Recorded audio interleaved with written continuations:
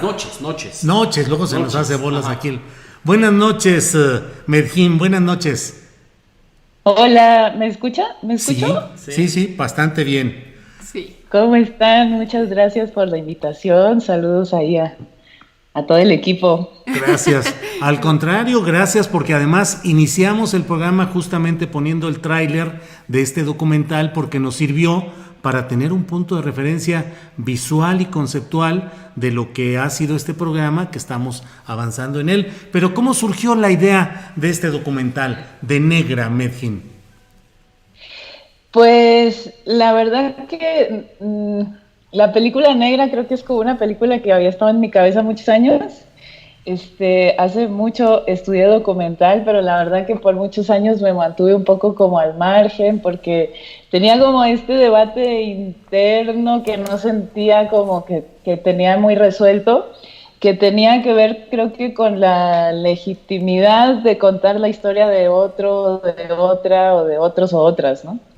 Y con Negra no sentía eso, ¿no? Como que sí me sentía legitimada para hablar sobre cómo se vive el racismo en cuerpo de mujer negra porque lo he vivido, porque lo vivo, ¿no? Y entonces eso me dio, creo que la confianza para hacerlo, ¿no? Y creo que para hacerlo evidente, digamos que en la película parto pues de mi propia experiencia como mujer afrodescendiente y hago la película como en un tono de búsqueda para saber si lo que me había pasado a mí también le había pasado a otras, ¿no? Un poco para dar a entender que no es casualidad, ¿no? También creo que para conocernos o reconocernos en nuestros dolores, pero también para mí era importante no quedarme ahí, ¿no? O sea, no dejar la película ahí como en la revictimización que puede traer el recuerdo de una experiencia racista, ¿no? Y por eso también aposté, digamos, por mostrar cómo cada una de las compañeras que salen en la película trasciende esas experiencias para reivindicarse en su identidad negra, ¿no? Y casi que de paso empoderarse en el proceso, ¿no? Entonces, Negra es una película que sí habla de racismo, pero habla sobre todo como del racismo más simbólico, ¿no? Como esos microracismos, que a veces no me gusta mucho usar ese concepto porque parece que lo hace menos, pero bueno, como ese más cotidiano, ¿no? Y la verdad que esa fue una decisión que me costó mucho tomar, ¿no? Porque también creo que hay que entender al racismo como una estructura, ¿no? Que segrega, ¿no? Que margina y que mata, ¿no? Y eso creo que hay que tenerlo claro y mirarlo, ¿no? Pero finalmente aposté como por mostrar aquellas expresiones racistas, las más cotidianas del día a día, porque creo que a veces, por lo menos en México, no quiero generalizar, pero bueno, es como una idea vaga, ¿no? Cuando hablamos de racismo estructural, lo vemos como una cosa ahí como que está muy lejos, ¿no? Como tanto en tiempo como en espacio, ¿no? Creo que en el imaginario colectivo mexicano comúnmente se asocia el racismo como con contextos históricos como pueden ser pues lo que ya comentó la doctora María Elisa hace un rato, ¿no? Como la trata esclavista en la época colonial, otras experiencias más recientes como puede ser el apartheid en Sudáfrica, ¿no? Como por decir algunos ejemplos, ¿no? Pero casi que la mayoría de casos se trata de racismo que se ejerce contra cuerpos negros, ¿no? Entonces, si además, como también ya mencionaron, partimos de esta creencia falsa, ¿no? De que en México no existe gente negra, entonces, como en México no hay gente negra, entonces en México no hay racismo, ¿no? Entonces, pero claro que lo hay. Y creo que lo tenemos tan interiorizado, ¿no? Que nos ciega, ¿no? Que no podemos ver sus atropellos, ¿no? Y entonces por eso creo que en la película Negra, ¿no? Decido hablar de este tipo de racismo que es más cotidiano, como una apuesta, ¿no? Para revisarnos cada quien en nuestras prácticas más cotidianas y sentir que pues entender que está interiorizado, ¿no? Claro. Medhin, ¿en qué crees que han contribuido los medios los medios audiovisuales al racismo aquí en México? Pues yo creo que lo más evidente, diría yo, que es cómo han perpetuado estereotipos racistas, ¿no? Sobre todo en sus representaciones de personas negras, ¿no? Y cómo les han reducido a ello, ¿no? A ser un mero estereotipo, ¿no? O sea, personajes como Rarotonga o Johnny Laboriel, el Negrito Bimbo, el Memín Pingüín, ¿no? Como todos ellos personajes que han sido pues ridiculizados, infantilizados, hipersexualizadas en el caso de las mujeres, ¿no? Y los estereotipos tienen esto que tienen como este riesgo de convertirse en ley, ¿no? En la verdad. Entonces, creo que ser una persona negra en México implica toparte con este tipo de lecturas que la sociedad tiene sobre nuestros cuerpos y también de nuestras capacidades, ¿no? O sea, claro. En la película comparto una cita de una escritora nigeriana que se llama Chimamanda Ngozi, que habla justo de los estereotipos, que dice cómo el problema con los estereotipos no es tanto que sean falsos, sino que están incompletos, ¿no? Claro. Y en realidad, o sea, es cierto, ¿no? Lo cierto también es que es cansado, ¿no? Tener que todo el tiempo estar demostrando que no solo somos un estereotipo, que podemos ser más cosas, ¿no? Claro. También, por otro lado, también apuntaría como a cómo el consumo mediático en México nos sigue llegando en gran parte del norte global, ¿no? En Estados Unidos en particular, ¿no? Y Estados Unidos en realidad tiene años, ¿no? Hablando de racismo y tienen como el discurso dominante, ¿no? En el tema, ¿no? Y, o sea, hay cantidad de películas y series que hablan de ello, ¿no?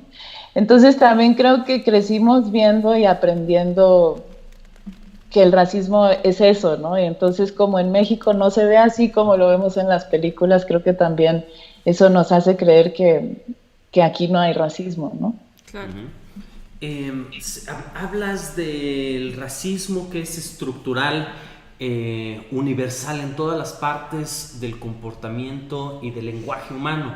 Y hay varias frases racistas que quisiera ver si me pudieras dar tu opinión de cómo nosotros debemos combatirlas, debemos cuestionarlas, debemos eliminarlas, qué podemos o qué debemos hacer.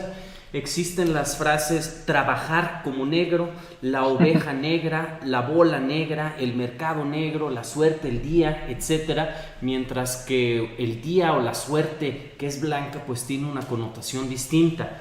¿Qué podemos o qué debemos hacer nosotros ¿Qué debemos hacer? Sí, pues justo en algún momento dentro de la película hay una de las compañeras que se llama Azucena que justo habla de esto, ¿no? Y creo que este tipo de frases son como expresiones claras del racismo, ¿no? Porque quizás antes de seguir, aunque ya lo explicó la doctora María Elisa hace rato, pero o sea, sí quisiera como recalcar, ¿no? Que cuando hablo de dónde parto cuando hablo de racismo, ¿no? Y es que parto de que o sea, hay que partir, creo que las razas biológicas no existen, ¿no? Sino que son una construcción social y que se han usado para categorizar y jerarquizar, ¿no? Y que la idea de la raza, ¿no? Es la justificación en la que se sustentan precisamente las prácticas racistas o el racismo, ¿no? Entonces el racismo es una forma de organización de la sociedad, digamos, en una jerarquía de razas o racial que además reparte privilegios, ¿no? Y oportunidades y acceso, ¿no? Y delimita lo que puedes o no puedes hacer, ¿no? Entonces, entre más te acerques a lo blanco, ¿no? Más privilegios tienes, entre más oscuros, pues menos, ¿no? Y creo que esa es una idea que que nos han metido por todos lados y desde hace tanto tiempo, Y en la película Azucena lo cuenta con estos ejemplos que ahora ustedes están trayendo a la mesa, ¿no? Frases además muy populares, ¿no? Muy comunes, ¿no? Tuve un día negro, tengo mala suerte porque se me cruzó un gato negro, dice Azucena en la película, ¿no? Trabajo como negro, me negrearon, ¿no? O sea, frases tan típicas, tan comunes, ¿no? Tan inofensivas, dirían algunas, y sin embargo tan poderosas, ¿no? Porque creo que más allá de decir, no la voy a decir, o sea, sí, no hay que decirlas, Ujú. pero creo que la tarea creo que podría ir como más allá y entender cuál es la idea que estamos reforzando cuando decimos este tipo de frases, ¿no? Porque en realidad lo que hacen es que dan cuenta de qué tan interiorizada tenemos la idea de la jerarquía de razas, ¿no? Y casi que diría yo, sobre todo, el miedo que nos da acercarnos a lo negro, ¿no? A lo oscuro. Claro. ¿Por qué? Bueno, perdón, ¿tuviste algún obstáculo para filmar este documental?